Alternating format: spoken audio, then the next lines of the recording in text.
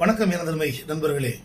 Jayam Ravi, Aarthi, Kenisha, இந்த 3 பேரோட பேர் சொன்னாலே அங்கே என்ன பிரச்சனை நிலவுகிறது என்பது உங்கள் அனைவருக்கும் தெரியும்.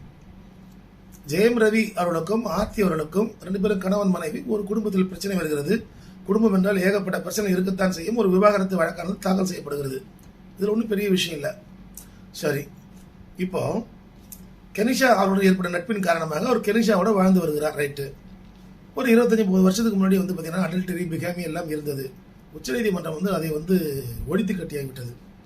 இப்பொழுது என்ன சொல்லுவாங்கன்னா, அடல்டரி, பிகாமி இதெல்லாம் ஒன்று இல்லை. ஒரு பரஸ்பர சமூகத்துடன் ஒரு நபர் இன்னொரு நபருடன் வாழ்ந்து வரலாம். அது கற்பழிப்பு குற்றமாகாது. இது வேறு. சரி, இப்போ ஜெயம் ரவி தெரிந்து கொள்ள வேண்டிய விஷயங்கள் பார்த்தீங்கன்னா 2. அவர் ஒரு பேட்டி கொடுத்து கண்ணீர் மல்க பேசிக் கொண்டிருக்கிறார். குழந்தையை பார்க்க விடுவதில்லை. அதற்கு பார்த்தீங்கன்னா அவர் யார், அவர் அடியாட்களை கூட போட்டு அனுப்புகிறாங்க, அவரை பார்க்க விடுறதில்லை அப்படின்னா ஒரு பேட்டி வருது. அதை பார்க்க வரும்போது அப்போ நிறைய ஆண்கள் இது தெரியாமல் தான் இருக்கிறார்கள் என்று தானே அர்த்தம். ஒரு நடிகரே அவருடைய பேட்டியை என்னுடைய குழந்தையை பார்க்க அனுமதிக்க மாட்டேன் என்கிறார்கள். நான் விவாகரத்து வழக்கில் போடும்பொழுது நீங்கள் முதல்ல தாக்கல் செய்ய வேண்டிய ஒரு மனு என்ன, சைல்டு விசிட்டேஷன் ரைட்ஸ். அந்த விசிட்டேஷன் ரைட்ஸ் நார்மலாக அதை அலோவ் பண்ணுவாங்க.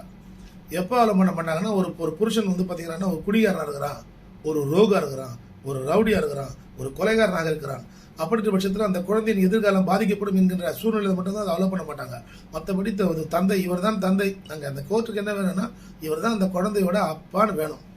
என்ன சொல்லுவாங்கன்னா, பயாலஜிக்கல் ஃபாதர் அப்படின்னு இருந்தாருன்னா கண்ணை முடின்னு ஆர்டர். எஸ், வாரத்துக்கு ஒரு நாள் பார்ப்பா, இல்லை அந்த குழந்தைய நீங்கள் வீட்டுக்கு போய் வச்சுக்கப்பா வாரத்துக்கு ஒரு நாள்.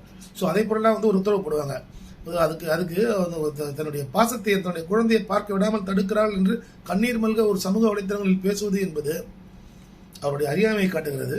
எனவே இந்த பிரச்சனைக்கு தீர்வானது நீதிமன்றங்கள் மூலம் அவர்கள் விசிட்டேஷன் ரைட்ஸ் என்பது குழந்தை மேஜராகும் வரை இருக்கிறது. அந்த விசிட்டேஷன் ரைட்ஸ் அவர் எப்போ வேணாலும் அந்த குழந்தை மேஜர் வரைக்கும் அவர் சந்திக்கலாம். அந்த ஆர்டர் அப்படியே எக்ஸிஸ்டிங்ல லைவாகவே இருக்கும்.